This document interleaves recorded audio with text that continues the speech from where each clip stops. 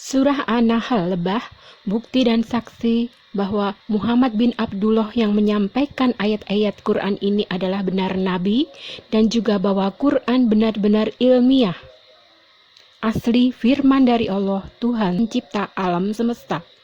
Sebagai bonusnya, ada pembahasan juga mengenai cara komunikasi Allah kepada ciptaannya. Sudah sejak zaman dulu sampai kini pun banyak yang mengaku-ngaku sebagai nabi, tapi kita harus tahu ciri-ciri nabi yang asli dan yang palsu.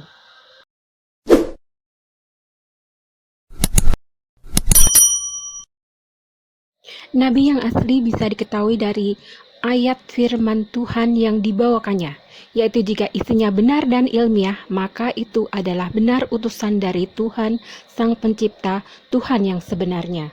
Ini juga sekaligus jawaban terhadap pertanyaan dari channel non-muslim yang mempertanyakan mengenai surat An-Nahl atau Lebah. Ini.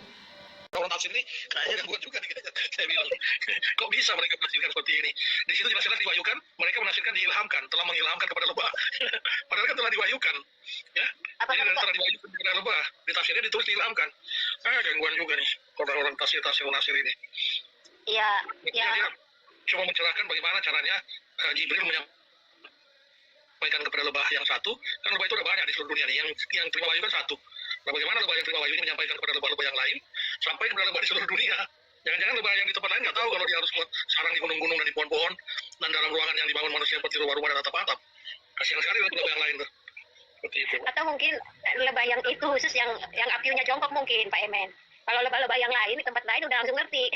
Oh, begitu. Ini perlu pencerahan benar-benar nih, gimana nih orang muslim yang memahami ini ya.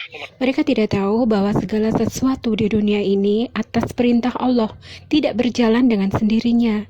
Jadi para lebah itu juga tidak bisa membuat sarang tanpa ada perintah dan petunjuk dari Allah. Semua yang ada dan terjadi atas izin Allah. Tak ada sehelai daun pun yang gugur tanpa seizin dari Allah. Quran Surat Al-An'am ayat 59.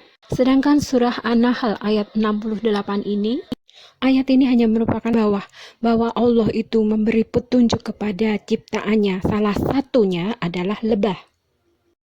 Inilah lemahnya umat terjemahan.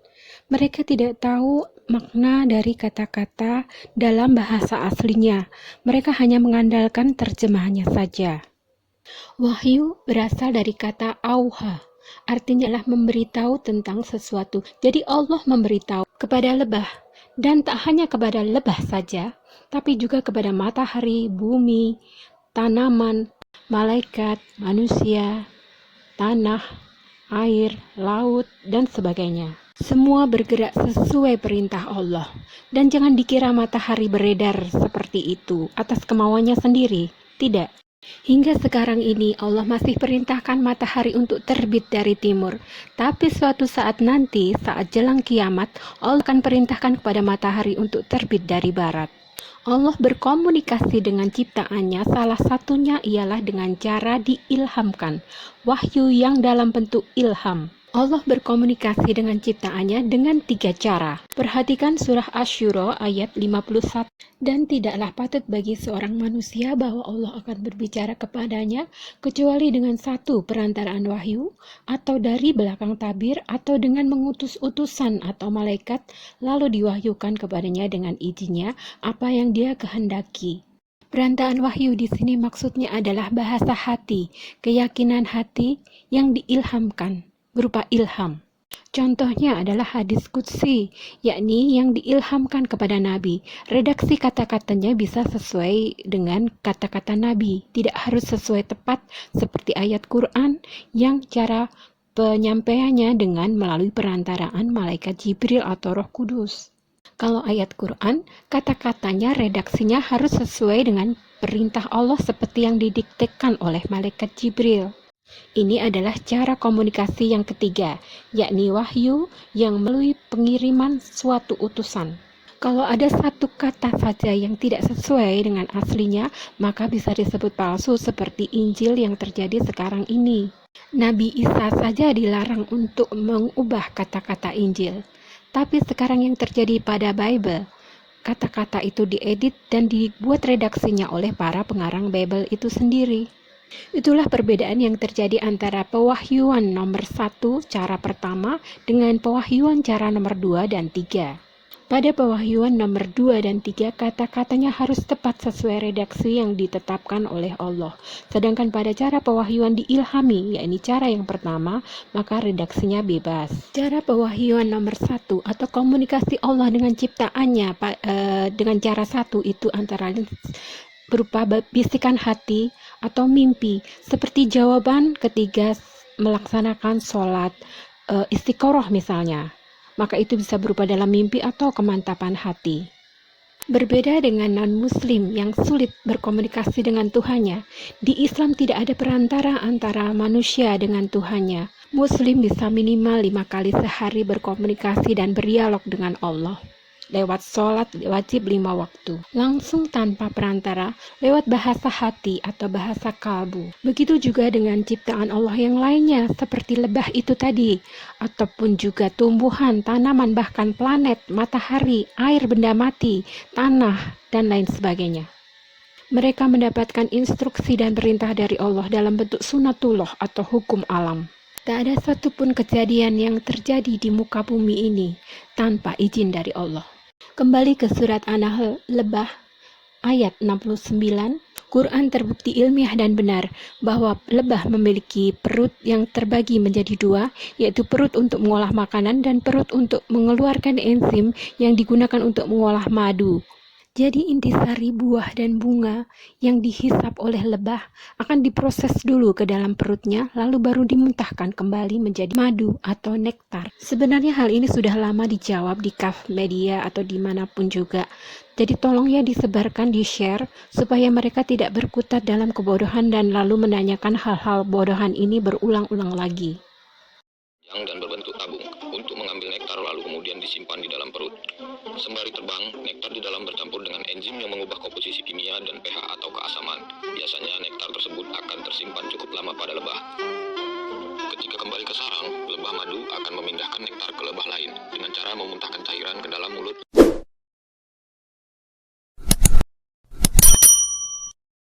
Kalian selalu teriak-teriak Al-Quran itu dongeng, Al-Quran bohong, Al-Quran nyontek Bible, dan lain sebagainya.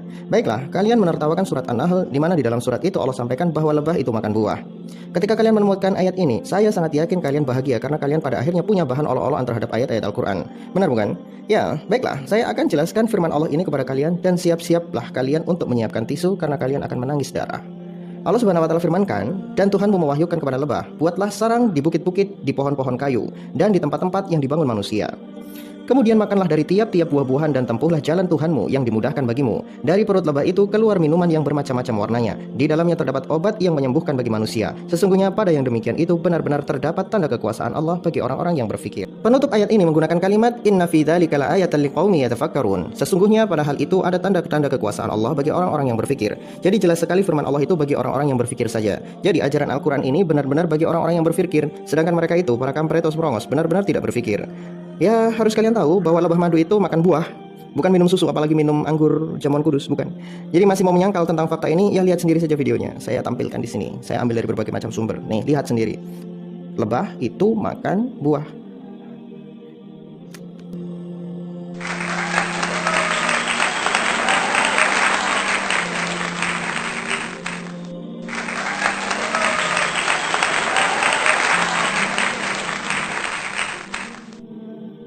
Jadi Al-Quran itu benar. Ya, inilah Al-Quran, karena ia datang dari sang pencipta alam semesta, maka pastinya dia, sang pencipta, tahu seperti apa makhluk yang ia ciptakan. Tidak ada yang salah di dalam ayat-ayatnya. Lain dengan Bible, Tuhan yang menurunkan Bible sama sekali tidak tahu makanan makhluknya. Coba tengok, Kejadian 1:30. Tetapi pada segala binatang di bumi dan segala burung di udara dan segala yang merayap di bumi yang bernyawa, kuberikan segala tumbuhan hijau menjadi makanannya, dan jadilah demikian. Silahkan tertawa dan menangis secara bersamaan dengan ayat ini. Ya, mau jungkir balik juga silahkan.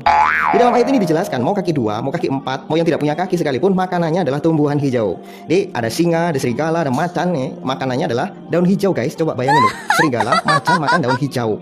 Jadi besok silahkan dipraktekkan tuh ayat ini. Ternak singa kasih makan daun nangka. Hahaha.